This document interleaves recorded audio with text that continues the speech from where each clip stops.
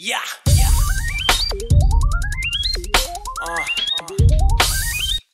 Hey yo, man, it's your time. Man, fuck poverty. Get this money, man. What the fuck you gotta do, you know what I'm saying? I can tell you're mad at me just by how your face look. What's up, everybody? Welcome to the Phil and Leroy the Judgmental Podcast. It's your boy Phil back in here. And this is Leroy. So what's going on today, Phil? The heat. That's what's going on. Yeah, it is Not hot. much. What's up with you? Yes, it is hot. I'm cool. It is hot because it's hot in here. Mm-hmm. It was all right earlier, and there was a little breeze blowing, and then it just got real hot. We had to turn the AC on. Yeah. Well, our episode last week on a segment about the Victoria's Secret lady wilding out in the store, and I said the thing about the panties and do they wash the panties? Mm-hmm. So I got a comment from my sister saying that she washes all her clothes when she buy them new. She wash everything because you don't know where they've been. I thought females did that anyway. I wash shirts like and pants. with everything. Yeah, huh? Washing shirt and like pants. with everything. I just thought they did that too with everything. I mean, not guys. We don't care about stuff. Should I watch court TV all the time, and I see people with dress shirts on and T-shirts on that you can tell they just took out the pack before they walk through the door. You know, like them lines, the fold lines. Right. But I always thought females always wash up whatever they buy first. Yeah, that's kind of weird. Hey, baby, let me ask you something. When you buy clothes, do you wash them? What about underwear? She said underwear, yeah, not clothes. As soon as you buy. Now, are these underwear in a pack or underwear? I don't know. Oh shoot! If she go to Victoria's Secret, she probably grab it from the little brand like everybody else. Yeah, the grab bag of drawers.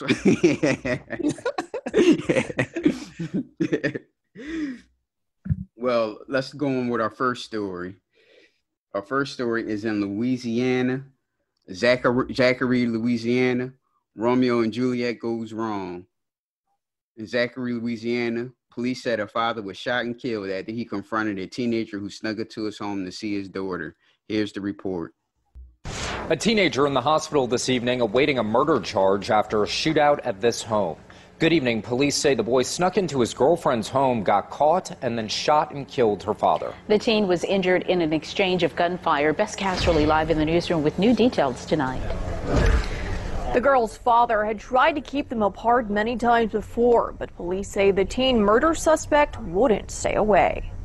Forbidden young love taking a deadly and criminal turn in Zachary. The daughter had a boyfriend over, and the father came home, and there was an altercation. A double shooting in this quiet neighborhood. Monday, police revealing new information. 17-year-old Nicholas McQuarter going to see his girlfriend. The suspect had got a ladder, got into the second story window to see the homeowner. Boy, young man was desperate too. I could see sneaking in the house, but damn, my man pulled out a ladder. Now, where you get the ladder from? Did you take it? You carried it with you? Did you have it in the car and you pulled it out, or what?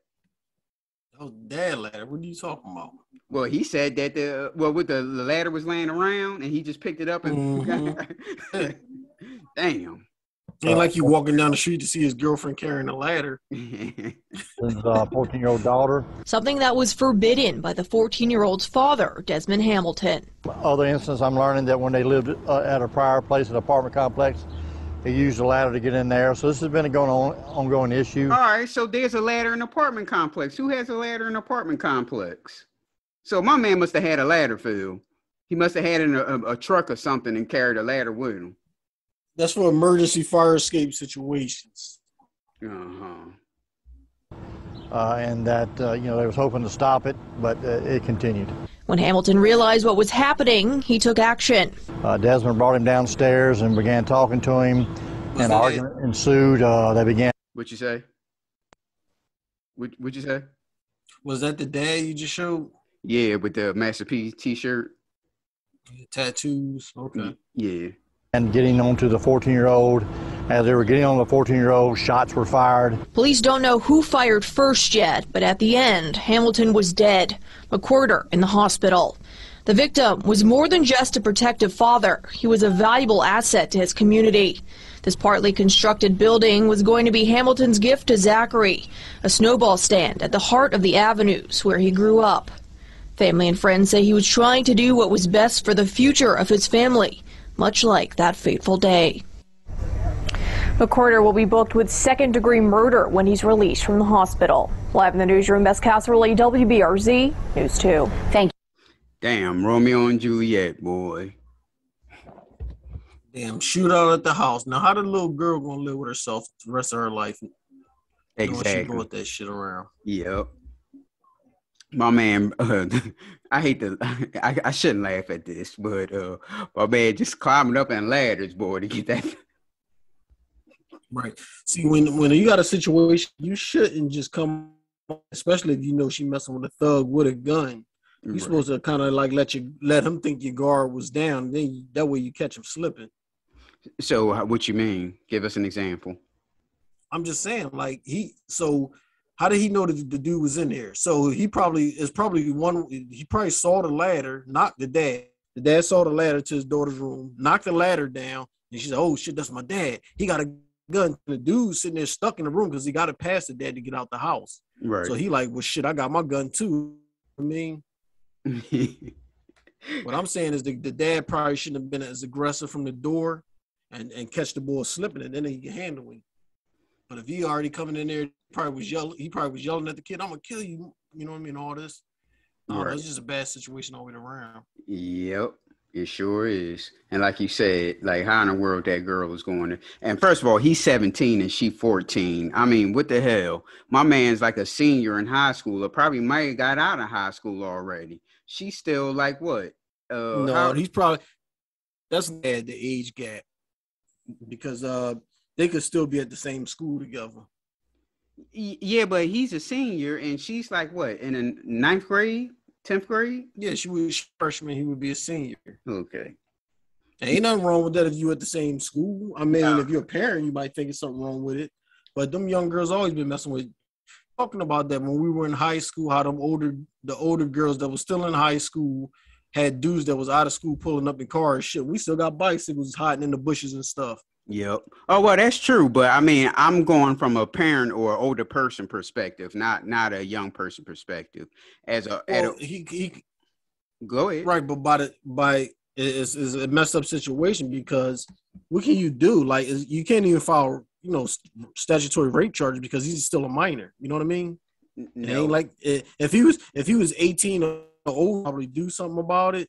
But him being 17 and probably going to the same school as her, and this is her boyfriend, it's not like he took advantage of her. You know what I mean? It's really nothing you can do. And plus, when it comes to young girls like that, you have to be kind of sort of liberal, because if you be hard on and all that stuff, then all that running away shit and staying over somebody's house and all that type of shit will happen. I done seen that plenty of times too. Sneaking out the house and acting like you in school, but then you getting dressed and laying over his damn house all day. If you lay with him all day, what's bound to happen. Mm-hmm. So we stand in Louisiana, Phil. Swamp City, USA. A Kenner, North Carolina husband brutally beat his wife, alleged lover, during a Kendall rendezvous. I have to read this because a Houston man who traveled to Kenner is Louisiana, in hopes of meeting up with an old college flame, instead of accosted by the woman's husband, who tied him to a chair and beat him with a hammer and a baseball bat while questioning him about his suspected affair. You know how this happened, right? She said, "Hey, look, she set it up. I left my man a 9 to 5. He said, "All right, what I stay? I see you again." You know that Urban Mystic song, "I Refuse." You never heard of that? Oh, I'm singing it badly. That's why you shaking your Yes, you're tearing it up. That's the first thing I thought about when I heard this. I'm like, damn, this is like some Urban Mystic shit. They done his old college flame and shit. He going back to get that thing back, and then my man just stepped into play and shit. It's been years since they both celebrated. Oh, the man couldn't get over how they I shouldn't laugh at this one either because my man took an ass whooping. It's been 2 years since they both graduated, and he can still feel how they both celebrated. He got that phone call. He said, "Oh shit." Well, let me finish reading. Please. The husband and wife allegedly dumped the severely wounded man on a Kendall Street before driving back to North Carolina, where they are from, said Lieutenant Michael Cunningham, a Kenner Police Department spokesman. The couple, Michael Reed is 41, and Mashonda Reed, 43, an older broad too, were arrested Wednesday in Durham, North Carolina. They are being held without bond there Monday until they could be extradited to Kenner to face charges that include aggravated kidnapping and aggravated battery. Well, no attempted murder. So he's not dead? No, he survived. Okay. The 45-year-old victim survived the attack and has since been released from the hospital, Cunningham said. The victim and it must have not been that bad then. The victim and Mashonda Reed attended college together in New Orleans. The two had recently connected on social media, and investigators suspected they had begun some sort of affair, according to police. The victim was unaware that she was married, police said. She said, "Well, you gonna come and meet me in Louisiana?" Oh, he got on the first thing smoking. I got up there, boy. He walked in that door, then the homeboy was there and tied his ass up. But Shonda Reed told the victim she would be in New Orleans area for a conference the last weekend in June. Is that Essence Fest? Cunningham said. She contacted him and they agreed to meet down there, Cunningham said. The victim traveled from Houston and went to an Airbnb that Mashonda Reed had rented on Lloyd Price Avenue in Kenner on June 27. When he entered, Malcolm Reed confronted him with a gun.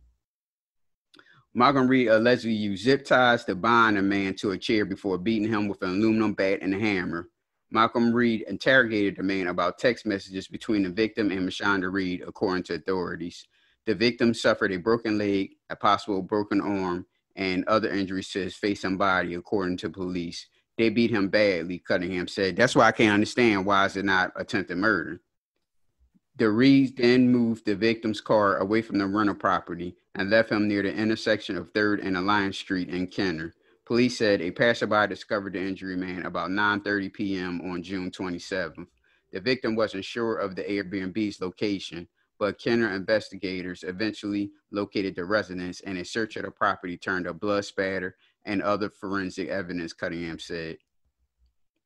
Once returned to Kenner, Malcolm Reed will be booked with aggravated battery, aggravated assault with a firearm, aggravated kidnapping, and armed robbery, Cunningham said. Mashonda Reed will be booked as a principal to those crimes. Investigators aren't sure whether Mashonda Reed intentionally lured and attacked the victim or whether she was forced by her husband. Well, that's her out right there. She can say her husband, she had no knowledge that he was there. He did everything, you know. She's not. What'd you say? She set it up. She's not going to do it. Go ahead. I'm going to tell you what happened was she probably was going to sneak off, and the husband got, I'm going to go see him, and I'm coming too. You know what I mean? You better not say nothing. Like, so she probably was going to creep off with him, but then the husband found out. So then he jumped and tagged and made her still keep, go. Mm-hmm. Watch out, man. Watch out going back to these old flames because you just never know. You never know.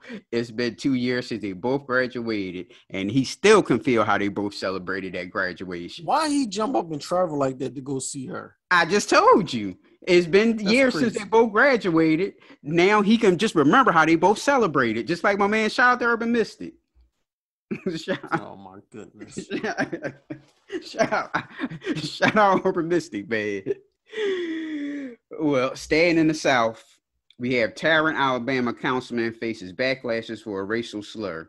Do we have any house ends in here?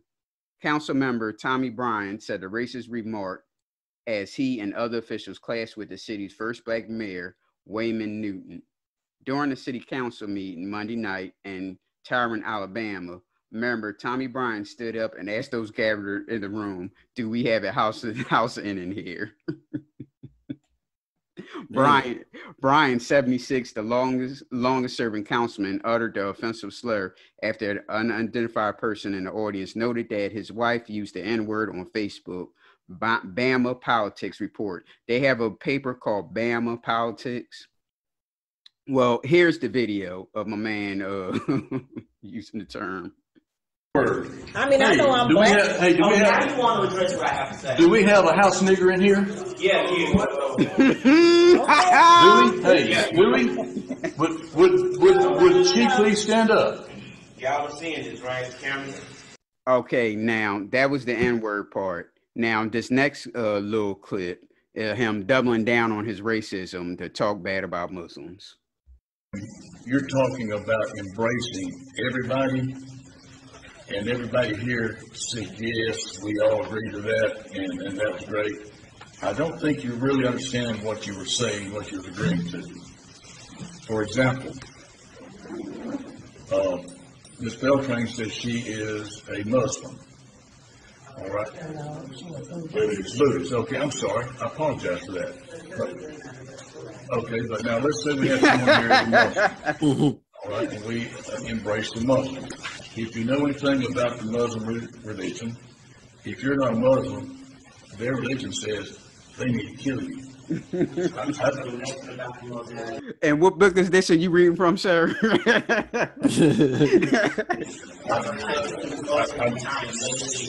I have the floor, or does someone else have the floor? I mean, you want to address me, so I can address you. Don't do that. Mayor, I was talking and someone interrupted me. The person that was just talking right there, that was the mayor. If you please take care of that. And if you read the book, if somebody interrupts, you can have police remove them. Okay, no, hold up. Y'all used to do that with Tuck. Removing people. This is not y'all used to. We're not doing that. This is we will not use our police to harass people. That's why I draw the line. Because I was on the receiving end. I don't comment because my man just doubled down on his racism there. And he ain't apologizing either. This is who he is. Yep. Nope. He said he ain't apologizing, and they're not going to kick him off the council. Yep. They asked him to resign. He said, "I most certainly will not." Well, the Brian and the mayor Wayman Newton have beef with each other, so they've been going back and forth with each other. So I guess that was stemmed it right there.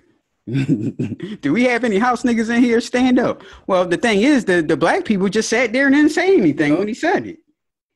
Nobody stopped him. Nobody told him to sit down or nothing. My man run that town. You know where he lives. Yep. So we going to the Midwest now. We going to the beautiful Detroit, where Bianca Chambers, a beautiful woman, tracks down her stolen Mercedes. Suspect dragged from a barbershop by her dreads. Here's the video. Bianca Chambers says for 2 days she tracked her stolen Mercedes-Benz all over Detroit. On day 3, she decided to take matters into her own hands. That she did. She confronted the thief. At that point, I was just like, dog, I'm not letting this man walk again. Bianca face to face with the guy she says stole her brand new Benz. Excuse me, you got that Benz out there? Yes, you do. I tell you, Detroit seemed like a hard place. I mean, everybody hard. The women hard. The white people are hard. It just seemed like everybody just hard and tough. I don't know. She said, you got that? He said, yes, I do. And she punched you right in the face. She had them goons with it went down Wednesday at a... Yep. That's why she was all acting like that. You know that. Yep. Barber. Now, if she was just by herself, would she to approach that man like that? And where's the cops? If you found your car, call the cops. Oh, well, they get into that in this report. Here we go. Shop at Greenfield and Grand River. He in 7 Days West, getting his dreads twisted. Look at my car. Customers stepped in, making a citizen's arrest. Then Bianca slashed her own tires. That was stupid. I slashed all the tires and I thought that he was going to take off, and I didn't know how long it was going to take for the police to pull up. And I refused to let him up. He ain't going nowhere. Exactly. Off again. Holding him. Using the barbershop, holding him down. He ain't going to be able to get back in that car. Mm-hmm. There until Detroit police came. And then the thing about it is, how you steal a car, but you just chilling in the neighborhood, going to the barbershop with the damn car and shit. the first thing, if you I'm thinking, I think it's more to the story. I think she was messing with that boy and let him hold the car to go to the store. He never came back. Probably. Yeah, because he's sitting around chilling in a barbershop getting his hair done. You got a hot car. Ain't no broken windows. He ain't jacked that joint. He got the keys to it. So how he got all that easy access? Right. And the thing is, with these new cars, you know, they got Find My Car and Locator and all that shit. And you sitting around chilling with a car like that? Absolutely not. So those cars like that, you can't even drive without having the key fob. It won't work. Right. For me again. Detroit police say officers responded 4 times to Bianca's 911 calls as she tracked the car using a web of social media tips. But when officers got there, the car was gone. Oh my God. Y'all, I see my car.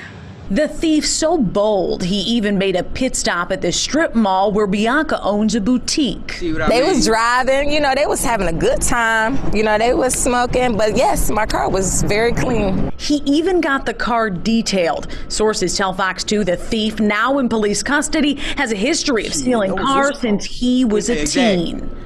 You're just the dumbest criminal, that's all. Like, you're joyriding in my car. Like, wasn't nobody going to see you?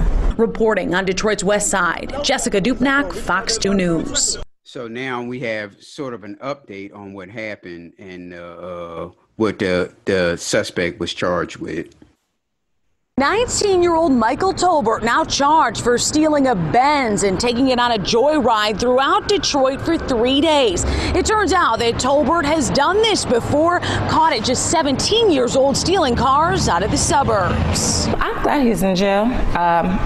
You know, once a thief is always a thief. No, they stole my What an epic scene. Michael Tolbert getting yanked out of a barber shop by his freshly twisted dreadlocks last week. I'm sorry to say, but I don't regret anything. Bianca Chambers. Look at my man face and shit. Damn. Confronted Tolbert, who she says stole her brand new Mercedes-Benz from a strip mall in the city's west side. Excuse me, you got that Benz out there? Yes, you do. Her story, that phrase gone viral, spelled out on her shirt. Okay, it says, excuse me, you got that Benz outside? And obviously she made the shirt, but she can't read because they ain't what it say on the shirt. Did you see that? No, I didn't. All right, well, hold on. Let me... Bianca, her story. All right, listen to what you see the shirt. Now listen what she say, what it say on the shirt. That phrase gone viral, spelled out on her shirt. Okay, it says, excuse me, you got that Benz outside? Bianca able to track Tolbert for 3 days using social media breadcrumbs as he picked up women, even got the Benz detailed. Yeah. You ain't hear about the what? What she said? I didn't hear nothing messed up. Who you talking about, the reporter or the girl? She said, excuse me, do you have this Benz outside, but it don't say outside, it says there on her shirt. Oh, I ain't even peeped that. I thought it said outside too. No. Let me go back. Women even got the Benz. Excuse, you got that Benz out there? Yes, you do. Her story, that phrase gone viral, spelled out on her shirt. Okay, it says, excuse me, you got that Benz outside? Bianca able to track Tolbert for 3 days using social media breadcrumbs as he picked up women, even got the Benz detailed. Yeah. Oh my God. Y'all. Like Phil said, it's more to this damn story. You're not going to be chilling around with no damn car like that. I see my car. She was fooling around with him, let him hold the car, and he never came back. Tolbert and the Benz kept eluding Detroit police. Day 3, she was done playing. No, they stole my Tolbert under a citizen's arrest here until DPD got there. While she waited, Bianca slashed her own tires. No way he was getting away. So she paid like what? The car wasn't damaged or anything like you said. She slashed her own tires. Now, how much is for 4 new tires on a Mercedes-Benz? Could it be around about the $500 range? Exactly. So why the hell would she do like that? 3 something? Why the hell would she do that? That don't make any sense. And they already got him hemmed up. That's the thing. Like, going to where he ain't getting your car. Exactly. Okay, let's just say she approached him in a barbershop and he ran. And he ran. Is he gonna run in a car and drive away? a stolen car? That don't make any sense. It's more to the story. About to make it to the white party in my car. Like, that was How you know he was going to the white party, ma'am? not about to happen. Tolbert could have pressed assault charges against me. No way he was getting away. He was just not about to make it to the white party in my car. Like, that was not about to happen. Tolbert could have pressed assault charges against Bianca, but he didn't. I think we can guess why. Us women have to stand up for each other. Because they all know each other. That's why he didn't. She didn't press charges? No, he didn't press charges on them for assaulting him. Oh, I didn't know he could. Who are? Detroit police tell me they... Well, I mean, he did something wrong, but that don't give you the right to sit there and pound the guy out and drag the guy like that on the floor like that. They could have held him down till the cops come. But he caught a beat down with all them guys in there. So that's what they're saying. He could have pressed assault charges, but he didn't. I just think they all knew each other, like you said. And like you said, a car like that, how in the world you gonna get in a car and drive away without no key fob? No windshield, no windows broken, the door didn't look broken or anything like that. He just got in that car and held it for 3 days. Please, that don't even sound right. That don't sound right at all. It also could be. It's not like he left. So it's not like he left town. He was still in the neighborhood. Right, picking up women, getting the car detailed, chilling in the strip mall, getting your darn hair done. No, right, he wasn't hiding. He wasn't hiding out or trying to get it chopped up or nothing. He was chilling in that joint. He didn't know it was that serious. Exactly. The first thing I would do if I would have stole something like that is, if he did steal it. I'd be like you pretty much just said right there. I'd be like, look, I ask somebody where's the chop shop that can come and give me a little couple of dollars for this car. Right. Take that shit to the next town over or something. Right. Yeah, it don't make any sense there. I think it's more to that story that they're not saying. Well, here we go, Phil. We got Brianna Hamblin, a reporter for Spectrum News in Rochester, New York. Shout out to Griselda Records because Buffalo is not too far from Rochester. Shared an incident on Twitter in which the men's language about her reached a disgusting level, and it just happened to be recorded by the camera operator. Hamlin did not immediately respond to a request for comment, but on Twitter, a reporter said there's a lot of things going on wrong with this. I'll play the video and read the rest. Oh, I'm sorry, I should have set up the video. She's doing a field report. The field report was about, I guess some organization in Rochester is delivering food to people's homes, to children, for healthy eating and all that stuff. So that's what she was doing a report on. And this is early in the morning. She in the hood, too. Yeah, this is early in the morning. How you can tell it's the hood, Phil? The grass ain't cut. I knew you was going to say the pile grass. of trash next to the tree. It's trash day. Oh, bullshit. Not like that. Nobody got trash out like that. I knew you was going to say something about that grass. Yup, you get fined for shit like that. Here we go. Hold on. Just fuck your line off. Get out of there, wait. I'm not on yet. Okay, thank you. We don't want to. Yeah, we're not on. Nice. 20 seconds. Thank you. Beautiful as hell. Thank you. God damn. I better not be on motherfucking camera. But why you over here on camera though? Watch Spectrum News. You can find out. Go find a TV and watch Spectrum News. You can find out. For what reason?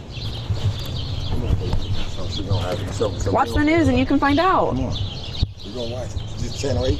This is channel 9 and 1 usually. 1 and 9.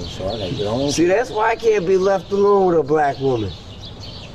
Or a mulatto chick. Because I can't stand these fucking white girls. We are girls. done here. And please forgive us. Have a great rest of your day. You are sexy as fuck. I don't know how you can sit there. Sexy. I want to make a wife. Well, you see the little fear on her face after that outfit, after that breakdown. But hey, can you be mad at the guy? Yes or no, Phil? He's a crackhead. What you expect? They ain't got no damn boundaries. Is she sexy as fuck? Is she sexy as fuck? To him, she is. I guess. I'm saying to you. Pretty. But is she sexy as fuck though? I don't know.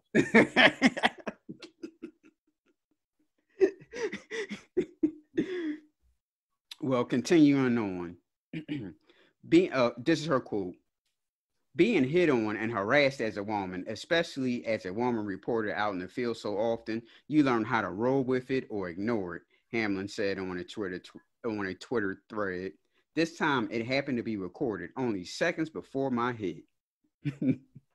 So, like we talked about on the text, I don't want to hear anything about black men and evil. Oh, this is a black man thing. The person that said that, quote unquote, she was sexy as fuck was the white man that just was walking past. He walked past and he stood there. See, the black dude, he walked past her and kept on walking down the street. He said, "You look nice this morning," and that's it. I wouldn't even said that to her, but that's a horse of another color, because you know how they'll take that as being offensive or whatever. Well, that's the thing. You can't really compliment somebody that you don't know now.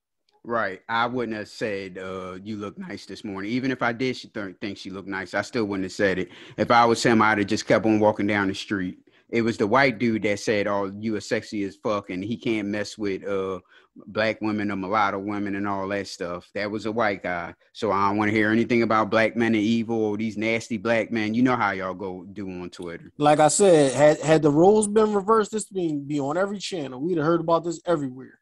Yep. So if that was a white woman and a black man? Mm-hmm. Because they already do that. Remember with the girl with the spandex that was walking down the street and all the black guys was hitting on her, and she made a big thing about it. Mm-hmm. Well, did you see the it might have been on Twitter. I don't know if it was on World Star. It was one of those it was a lady that was in the gym exercising. You know how the ladies now dress, like all of the stuff I seen you on Twitter.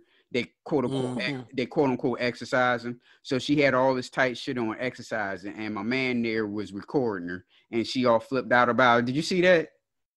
Nah, I don't think I seen that. Oh yeah, she went in rage, wanted to follow the guy and track him down, and then she's like hollering and telling everybody, "Hey, he's here recording people. Look what you got on."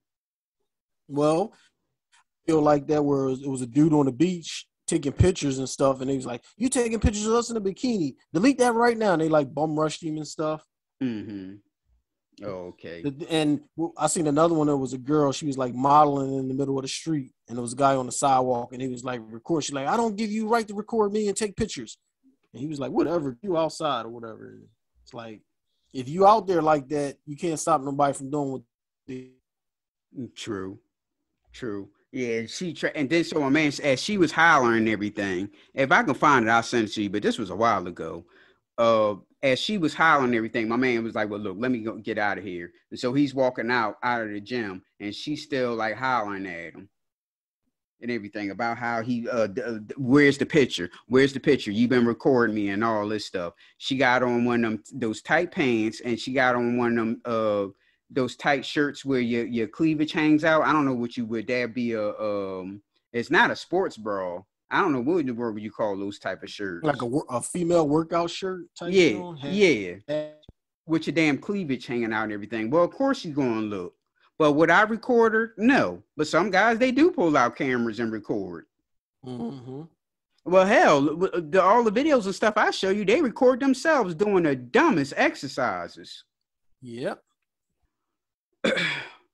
Well, the NFL issues a new threat in order to boost vaccinations. In the effort to boost vaccinations amongst players, the NFL is threatening forfeits and a loss of game checks if an outbreak occurs. Here's the report.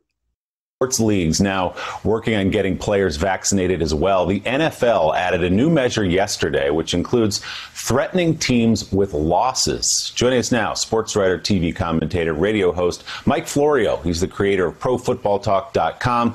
Mike, it's great to see you, especially in the off season here. So explain a little bit yesterday, this letter from the NFL to the teams, which will certainly snap many of them to attention in terms of getting their players vaccinated.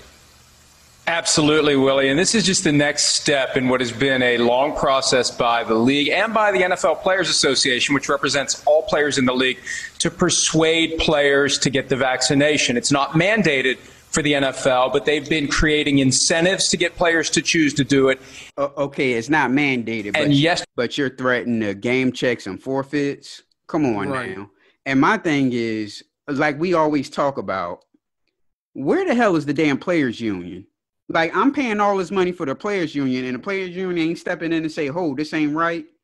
They're supposed to say something about this. Exactly. If it's not mandated, then why the hell that we gotta threaten a game check if I don't get a vaccination? If I don't get a vaccination, that's my choice. Right. Well, it hasn't made everyone to get the vaccination, but jobs can fire you if you don't get it, and that's stupid as shit to me. Right. Well, here we go.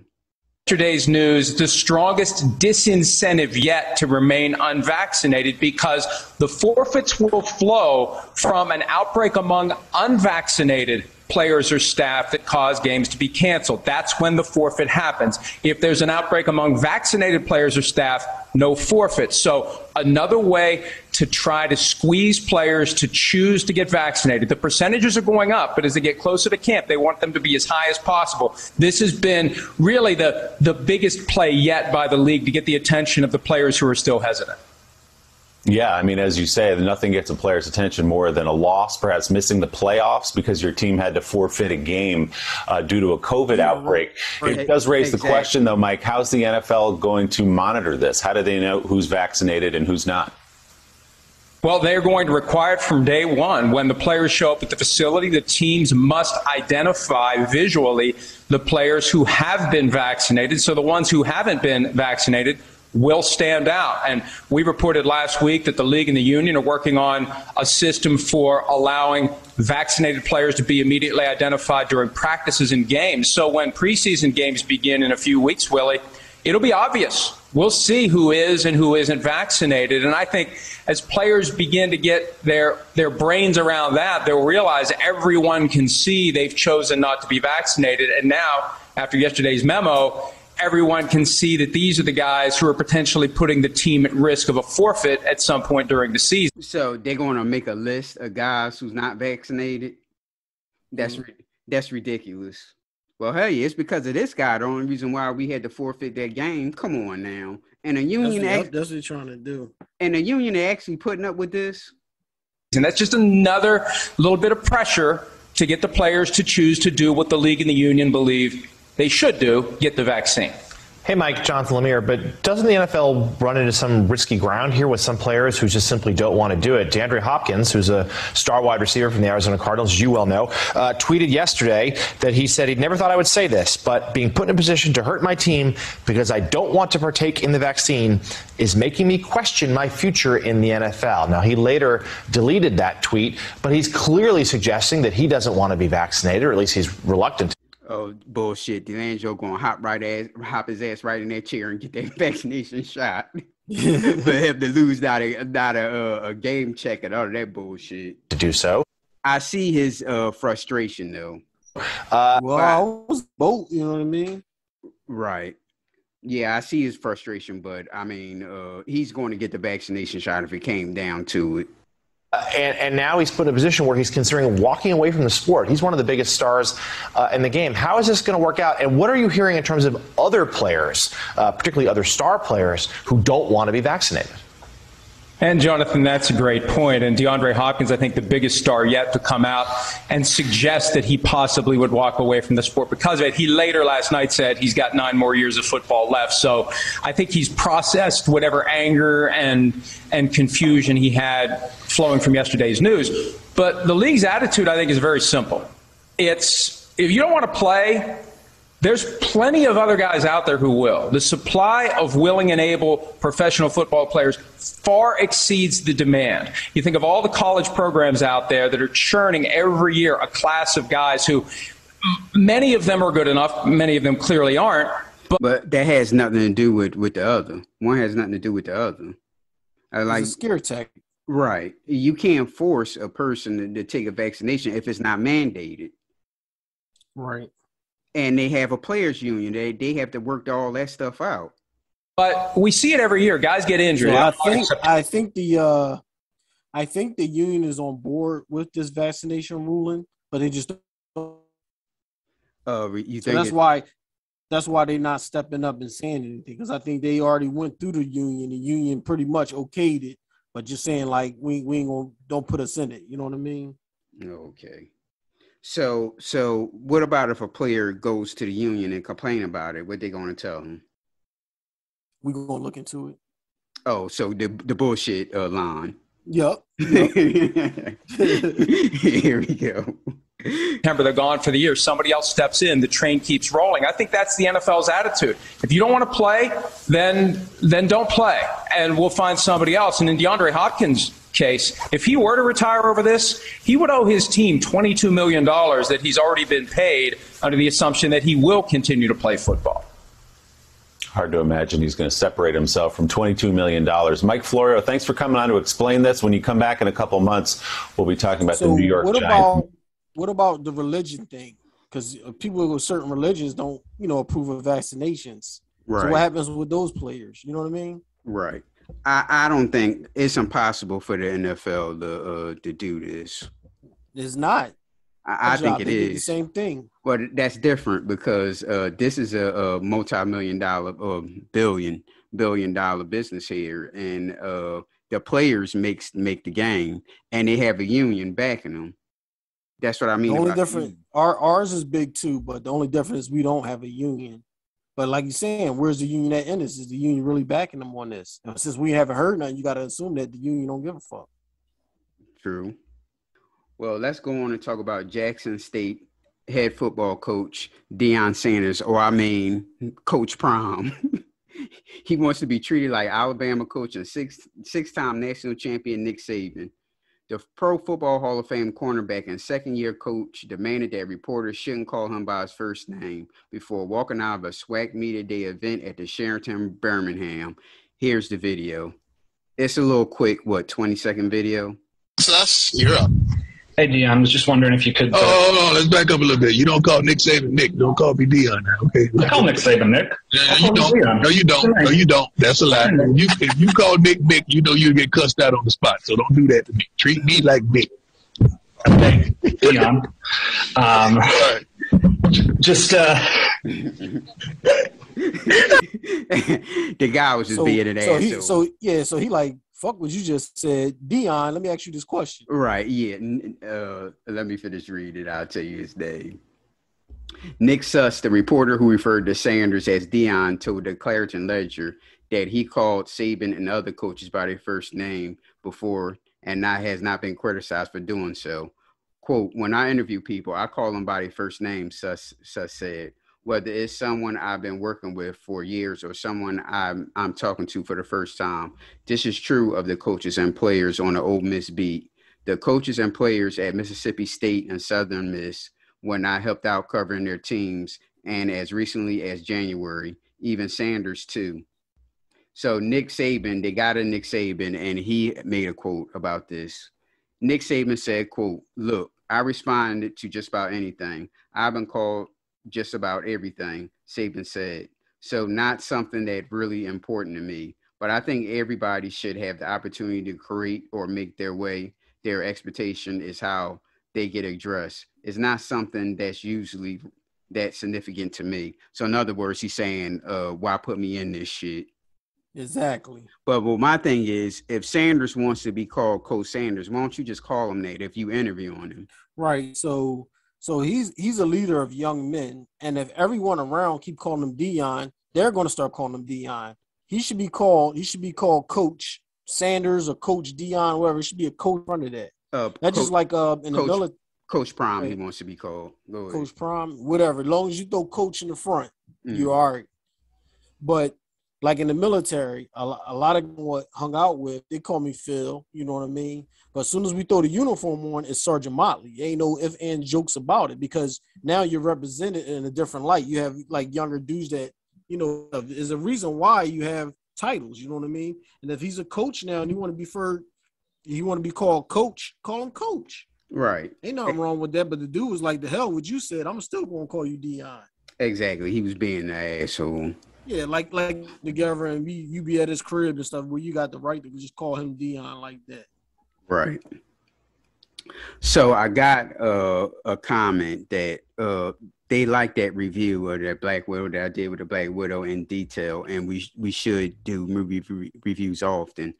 And I said to the person, well, we always did movie reviews. So what's the difference? What's the difference between that with the other stuff we talked about? Well, like I said before, when we was talking before about how we should do the podcast, and I said we should break it down into segments. And that way, when you do a segment, you can break it down. Like you'll do your news and current events, and then you'll do like sports, and then you'll do like your little movies. So you have little sections that, you know what I mean? Right. That way you can always have something to cover. Right. So any movies you looked at lately? I saw this dumbass movie last night. Oh my God. It was like this little red bear that was killing everybody. What's it called? Dude. Yo, babe, what's the name of that dumb movie I watched last night? It's Benny Loves You. Okay. Is that So new? The guy was I don't know so, but the guy was a little kid, and he had like, you know, stuffed bears and stuff like that. And Benny, he looked like Elmo with, you know, with teeth and big eyes. Mm-hmm. And that was like his thing he used to sleep with. But they don't get into how it becomes possessed or whatever. So all you see is like some smoke coming out of a trash can or whatever. Then it gets on a bear, and then the bear becomes alive. Mm-hmm. So the dude's parents died, so he got the house, so he lived by himself. But it was just weird left and right. And the doll was killing everybody that he knew. You know what I mean? It was crazy. Right. I ain't watched nothing. Let me see if I watched anything good. Let me see. We watching any good movies lately? Huh? Oh yeah. That was this movie called The Girl in the Basement. You heard of it? No, go ahead. Oh man, that was fucked up. It was like this teenage girl. Her dad wanted this for her, and she got like the slacker ass leather jacket motorcycle boyfriend. All she can't do is wait to turn 18 to run away. Well, the dad caught wind of that she means she gonna run away. So he said, help me put some stuff in the basement. So they go in the basement with all these clothes and stuff in boxes or whatever. Here, my man got like a secret room in his behind like a bookshelf wall. So you would never know it's there. So he slide the bookshelf over. Then he got like a keypad. You put a code in. The door opened. Then you walk through a tunnel. Another keypad. You put a code in the room. He cracks upside her head and locks her in there. Here, she was in there. I want to say, what was she in there for? How long? Something crazy, like 15 years or something. My man knocked her up. She done had all these kids. His daughter. The mom looking for her, always coming there. Nobody knows she's down there the whole time. And what happened is, even the crazy part was, she was like, it's getting crowded down here. And all the kids think that's her husband. The dad was her husband.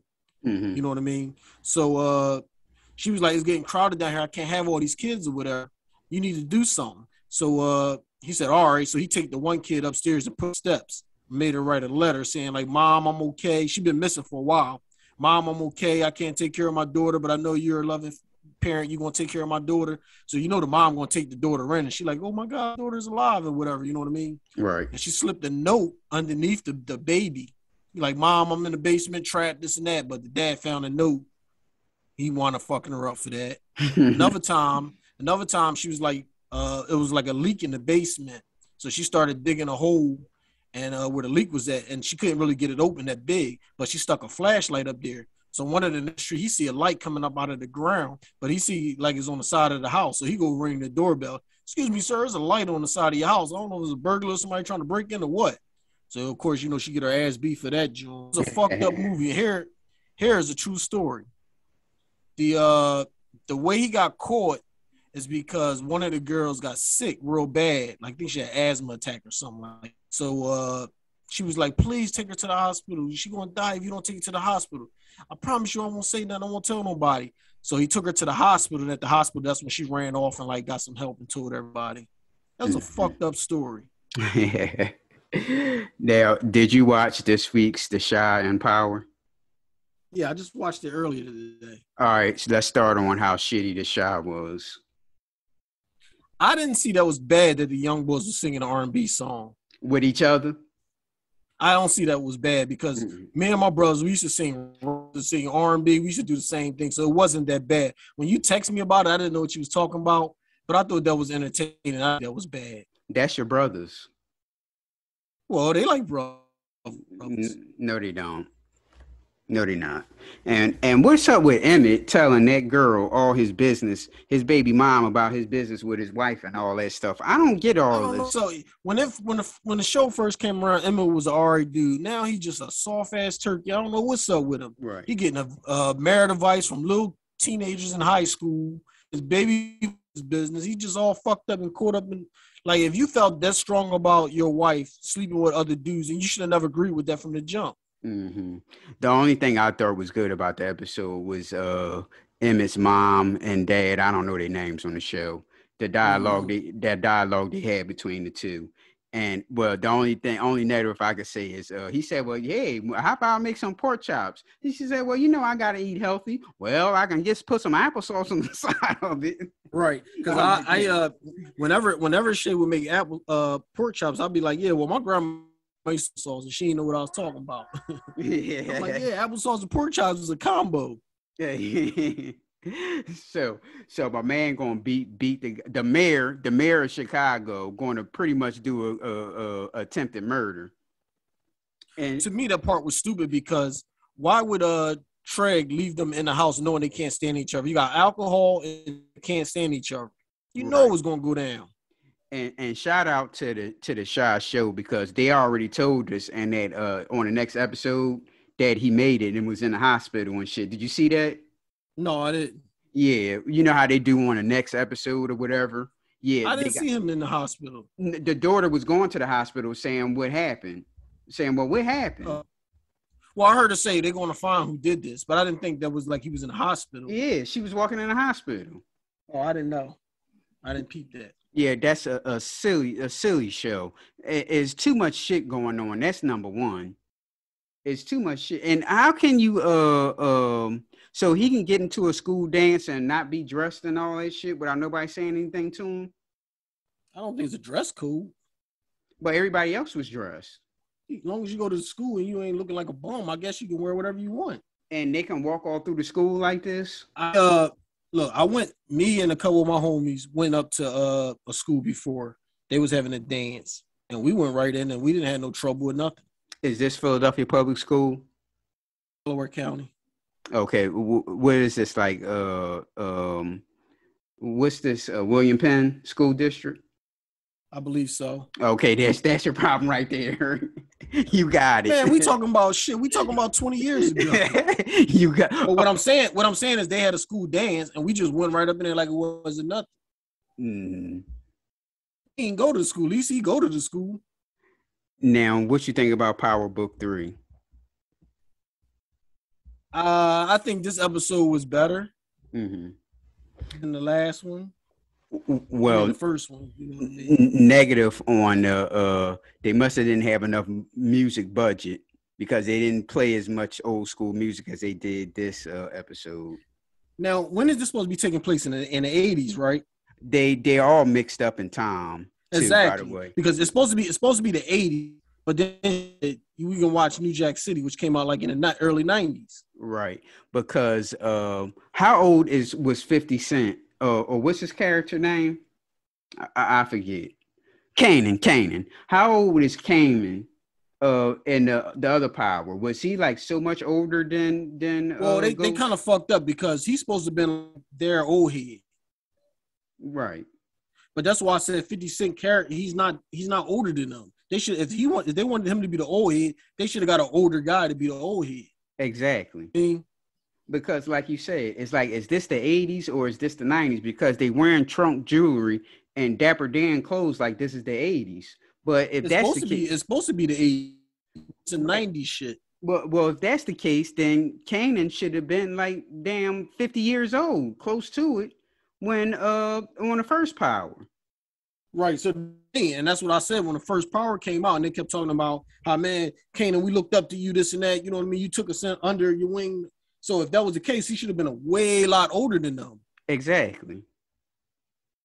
Well, and props to Jukebox. They came out that Jukebox is a low head, and was stealing polo clothes and selling them on the street. I don't know why she got a hustling ass father and got to steal clothes, but that's a horse of another color. I don't care, but the only reason why I'm giving her props because they said that she was a low head, and she's head to toe, always head to toe in Ralph Lauren clothes.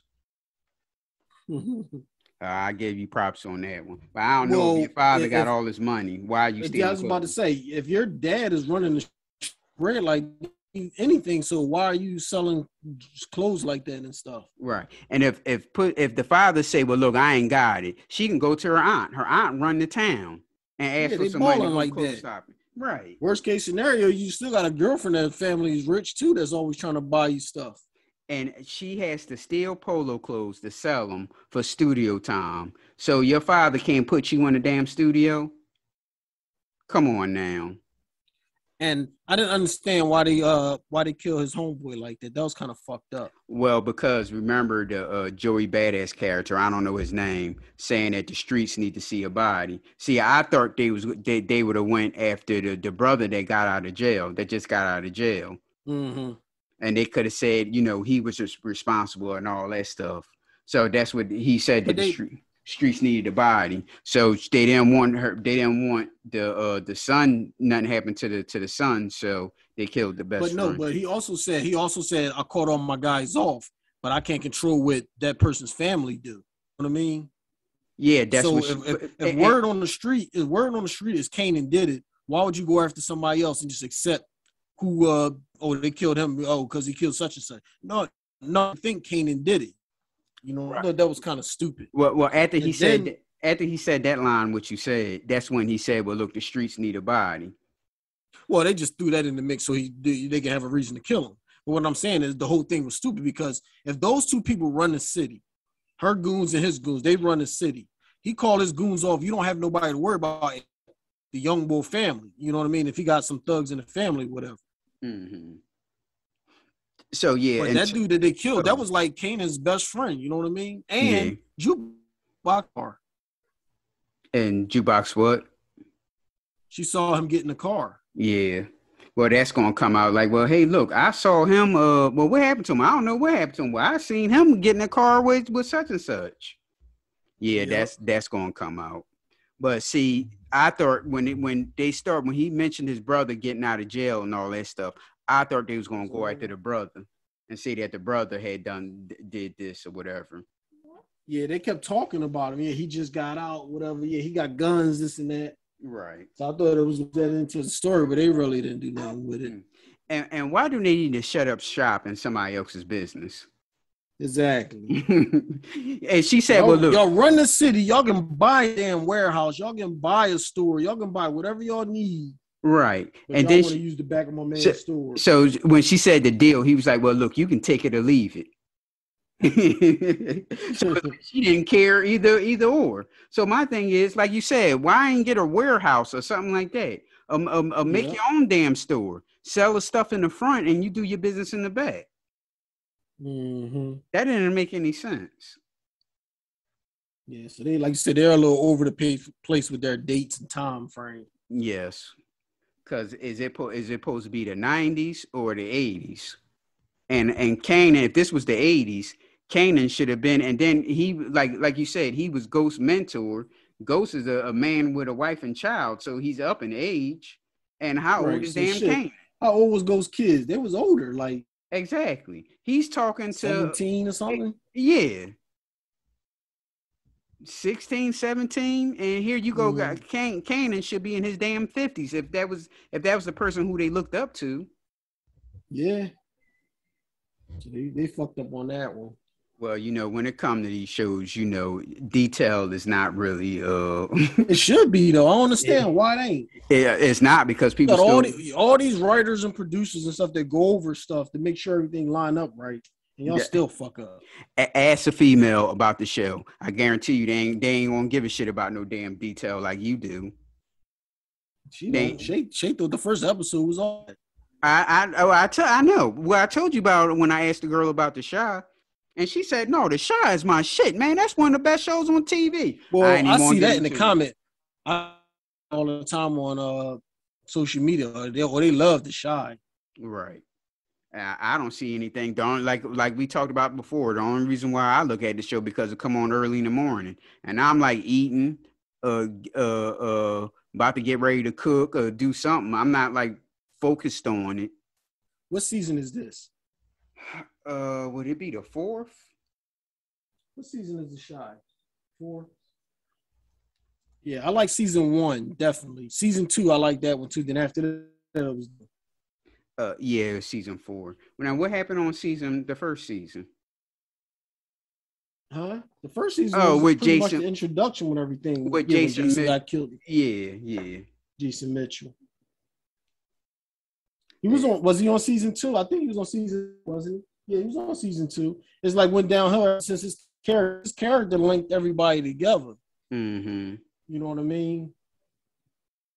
Once he was gone, it was like they trying to fill in the void without filling in the void. Because then you got rid of the other brother that had the truck, bringing his brother in, same type of person with a trainee girlfriend driving around in his truck. Right. And that's another thing, like you said, they just when the homeboy talked about the transsexual girlfriend or wife, I don't know what they call each other. Mm-hmm. It's like they just dropped that storyline and start talking about something else. And you know, they ain't even show her the whole episode, but they kept showing Trey. Yep. I ain't even noticed that. It did. And another thing about the father and the mayor in the room, why are you, and you know this dude is like a gangbanger killer and everything, why are you talking shit like that to him? And see, I said the same thing. I said, you know this dude, I said, even though he's the mayor and you help him, first of all, you already know he's bad, but you help him become the mayor. Then you talk to him all mess you up. Right. And then you allow your daughter to date his son or adopt his son or whatever you want to call him. Mm-hmm. Well, you should have been nipped that in the butt. Well, you know, Phil, like we talked about in real life, you know, you can't stop her from doing that because she would do it behind your back anyway. She'll do it behind your back. You can stop her. What you gonna say? She still live with you. Well, what you gonna say? How you gonna stop her? Drop her off at school, pick her up from school. Look, I gotta do it. I can promise you she ain't gonna be messing with no thug drug dealer ass dude. Well, all right then. I hope y'all like this. Philip gave two detailed stories on movies. I haven't watched the movie. Oh, the only movie I've seen is Bobbito the Barber's documentary. Was like Roots Rock and Rubber and 45s. It's a documentary about Bobbito the Barber. He's the host of the Stretch and Bobbito show. I guess this was in the late 80s, 90s, early 90s. You know who Stretch, you know who Bobbito is, right? Yeah, I know you're talking about. Okay, yeah. So it was about his documentary about his life and all that stuff, and how he got. Well, you know, he went to school here in Lower Merion. He's from New York, but he went to school here in Lower Merion, and how he got into Lower Merion, and they briefly talked about the Stretch and Bobbito show, but it wasn't about that. About how he was like the first guy who talked about sneakers and got articles about, you know, sneakers and this type of sneaker. He's like the one that started the whole like sneaker craze, and he had his own store. He had his own sneaker store in New York. I think he may have had 2, if I'm not mistaken, and basketball because he's a big basketball fan and everything like that. So, so it's a good. I didn't know it was a documentary. Yeah, it's a good documentary. Roots, Rubber, and 45s. Hold on, let me get the correct name. Just send me a link on it later. That's all. I'll check it out. Not for you. I'm talking to the people out there. Do you watch Ozark? Yeah. I didn't know Tommy was on there. Who? Oh yeah. He was. Yeah, he on there. The evil. Is his character like Tommy? No. Is he a punk? No. I think I should probably start watching it. I watched like some of the first season, probably like the first 4 episodes, and I thought it was all that, but it just fell through the cracks. Well, I told you about you should watch it. You should watch Bosch also. Let me see if I can find his this show? Rock Rubber 45s. Rock Rubber 45s. This is a documentary. It's a good documentary. So that's the only movie I've seen. So I can't really. I'm looking at that Questlove's movie. I'm only like 20 minutes into it, and so far it's like fantastic. I love the music. Let me see. Summer of Soul. About as a documentary. Do you want me to tell you what it's about, or you rather wait for my review? I'll wait for the review. You ain't no rush. All right, so I'll probably have that review next week. Oh, we got to get with Ryan Gutierrez too about our NBA wrap up. I forgot all about it. So I guess we got to do that next week.